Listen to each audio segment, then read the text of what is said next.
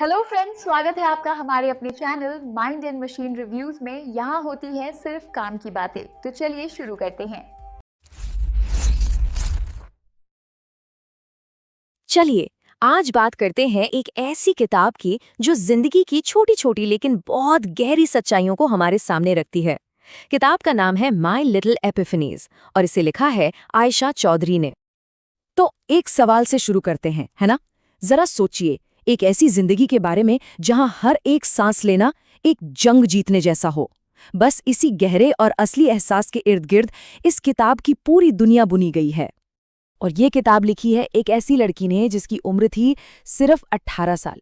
एक छोटी सी जिंदगी, लेकिन अपने आप में पूरी और बेहद असरदार। तो कौन थी आयशा चौधरी? आयशा को जन्म से ही एक बहुत गंभीर बीमारी थी जिसे SCID कहते हैं। अब इसे आसान भाषा में समझें तो उनके शरीर की जो अपनी फौज होती है ना बीमारियों से लड़ने वाली, वो लगभग थी ही नहीं। मतलब एक मामूली सी सर्दी खांसी भी उनके लिए जानलेवा साबित हो सकती थी।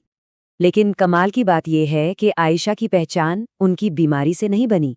उनकी पहचान बनी उनकी हिम्मत से, उनके सपनों से और उस बेबाक ईमानदारी से जो उन्होंने इस किताब के रूप में हमारे लिए छोड़ी है। तो अब जब हम आयशा के बारे में जान गए हैं तो सवाल ये है कि भाई ये किताब है क्या? और ये समझना बहुत ज़रूरी है क्योंकि ये कोई टिपिकल किताब नहीं है। देखिए, ये कोई नॉवल नहीं है जिसमें शुरू से आखिर तक एक कहानी चलती है। ये तो आयशा के मन का एक आईना है, आप कह सकते हैं। इसमें उनकी छोटी छोटी सोच है, कविताएं हैं और सबसे खास उनके बनाए हुए डूडल्स हैं। ये डूडल्स सिर्फ चित्र नहीं है, बल्कि वो एहसास हैं जिन्हें शायद शब्द भी पूरी तरह बयान नहीं कर सकते थे। जरा इस स्लाइड को देखिए। ये किताब एक उपन्यास जैसी नहीं, बल्कि एक पर्सनल डायरी जैसी है। इसमें एक सीधी कहानी के बजाय मन में आते जाते विचारों का एक फ्लो है। हाँ, ये थोड़ी बिखरी बिखरी लग सकती है, पर सच कहूँ तो यही इसकी असली ताकत है, क्योंकि ये उतनी ही सच्ची है जितना किसी का निजी एहसास हो सकता है। और एक बात जो इस किताब को और भी ज्यादा खास और थोड़ा दुखद भी बना देती है, वो ये है कि ये किताब आयशा की मृत्यु से सिर्फ एक दिन पहले पब्लिश हुई थी। इस एक फैक्ट से इसके हर शब्द में एक असाधारण हिम्मत और एक दुखद वजन आ जाता है। ये सिर्फ एक किताब नहीं रहती, बल्कि एक विरासत बन जाती है। तो आखिर ऐसा क्या है इस पतली सी किताब में जो इसे इतना पावरफुल बना देता है? वो कौन सी बात है जो पढ़ने वालों के दिलों को छू जाती है? सबसे पहले तो इसकी ब्रूटल ऑनेस्टी। आयशा ने डर, खुशी, उम्मीद, हर एहसास को बिना किसी फिल्टर के सामने रख दिया है। ये मौत जैसे मुश्किल विषय पर एक बहुत गहरा नजरिया देती है, लेकिन डराती नहीं। और इसकी जो कच्ची क्रिएटिविटी है, जो शब्दों और डूडेज में दिखती है, वो दूसरों के लिए एक बहुत बड़ी प्रेरणा बनती है। और हाँ, सिर्फ 116 पन्नों की है, तो इसे पढ़ना भी आसान है। और हाँ, इसकी एक और बहुत ही यूनिक बात है, शब्द और डूडल्स का कॉम्बिनेशन। शब्द बताते हैं कि आयशा क्या सोच रही थी और डूडल्स दिखाते हैं कि वो कैसा महसूस कर रही थी। ये जो लाइन आप देख रहे हैं ना, ये इस एहसास को बिल्कुल सही पकड़ती है।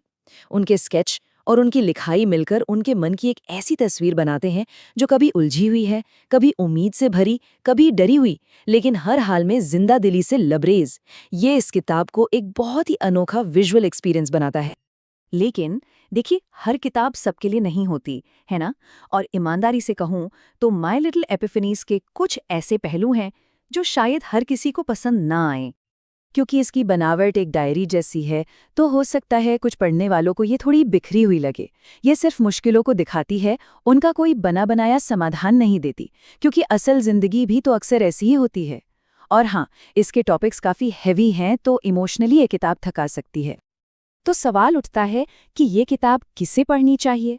अगर जिंदगी के गहरे सवालों पर सोचना, मुश्किलों में भी खूबसूरती ढूंढना और एक सच्ची कहानी से हिम्मत लेना पसंद है, तो ये किताब एक खजाने जैसी है। लेकिन अगर एक हल्की फुल्की, सीधी साधी कहानी या हैप्पी एंडिंग की तलाश है, तो शायद ये किताब उसके लिए नहीं बनी है। तो इन सब बातों के बाद आखिर में ये किताब हमें सिखाती क्या है? क्या है इसके मेन टेकअवेज? मुझे लगता है इस किताब से 4 बहुत गहरी बातें सीखने को मिलती हैं। पहली, आज में जीना। आयशा के शब्द याद दिलाते हैं कि कल की चिंता में आज को खोना सबसे बड़ा अफसोस है। दूसरी, अपने अंदर की ताकत को पहचानना।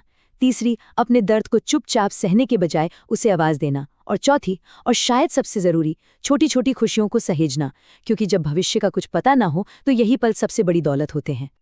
और आखिर में जो सबसे बड़ी और ज़रूरी बात है, ये किताब सिखाती है कि विरासत इस बात से नहीं बनती कि कोई कितना लंबा जिया, बल्कि इस बात से बनती है कि उसका जीवन कितना गहरा और प्रभावशाली था।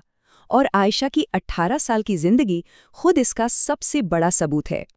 तो मैं आज की ये बातचीत इसी सवाल पर ख़त्म करना चाहूँगा। वो कौन सी विरासत है जो ज़िंदगी के सालों से नहीं बल्कि उन सालों में भरी ज़िंदगी से बनती है? इस पर सोचिएगा ज़रूर, और हो सके तो इस सवाल का जवाब ढूंढने के लिए आयशा की इस किताब को ज़रूर पढ़िएगा।